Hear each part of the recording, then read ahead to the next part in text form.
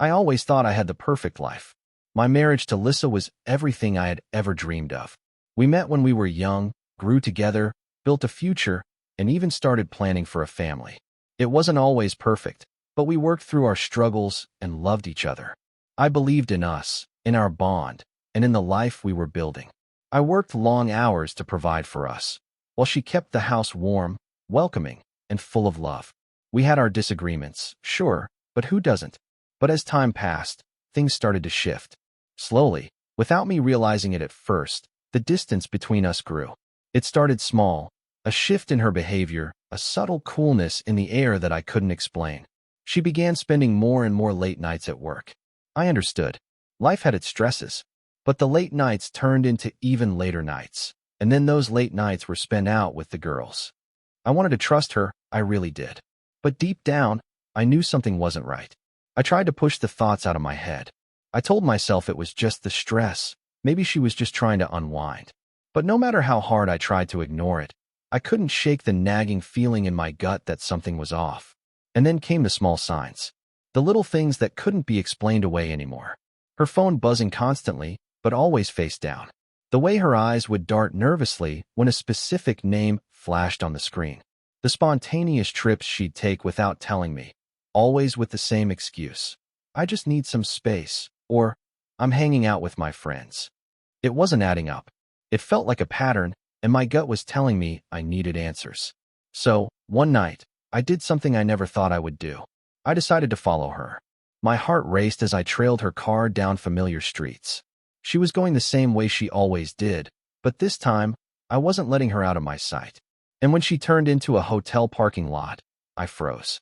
My heart dropped into my stomach. She parked, got out of the car, and walked into the hotel, hand in hand with a man I didn't recognize. I sat there, paralyzed, for what felt like hours. My mind raced. My emotions were all over the place. This couldn't be happening. My wife, the woman I loved, had just walked into a hotel with another man.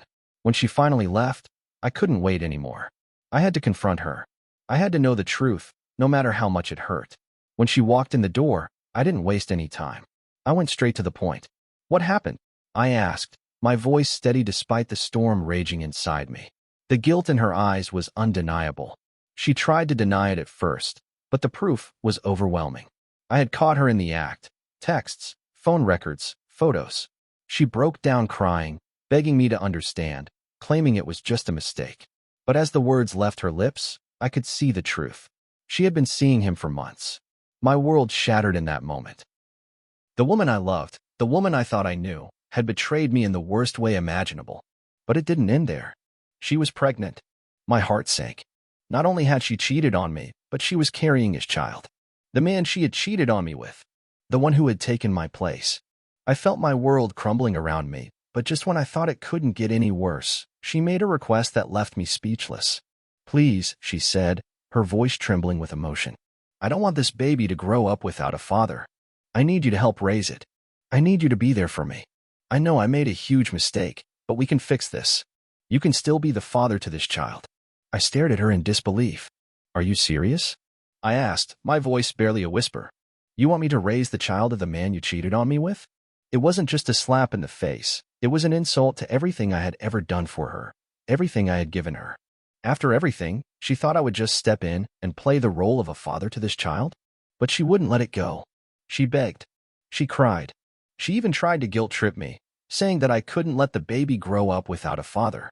But all I could see was betrayal. I saw the lies, the manipulation, and the utter disrespect she had shown me.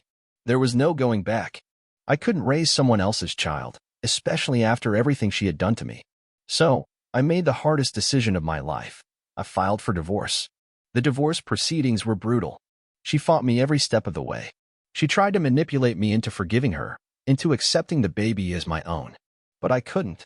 She had broken my trust beyond repair. The life we had built was gone, and no amount of pleading could fix that. The court battle dragged on for months. But in the end, the judge sided with me. She got nothing, no alimony, no property. She was left with nothing but the consequences of her actions. When the final judgment came down, I couldn't even look at her. Her face was a mask of anger, desperation, and regret. But I wasn't moved. I walked away with everything I had left, my dignity, my peace, and my life. I didn't just walk away from her. I walked away from the person I had once thought she was.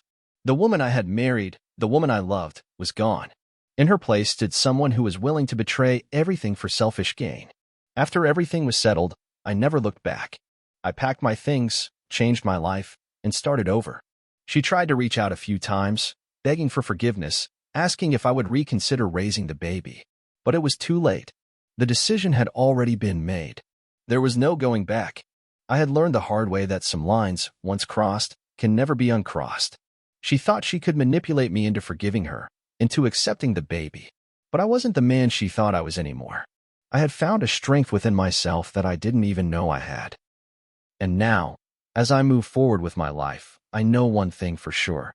Walking away was the best decision I ever made. I'm free. Free from the lies, the betrayal, and the hurt. I'm free to rebuild my life on my own terms, without her. And no matter what she tries to do, I'll never let anyone walk all over me again.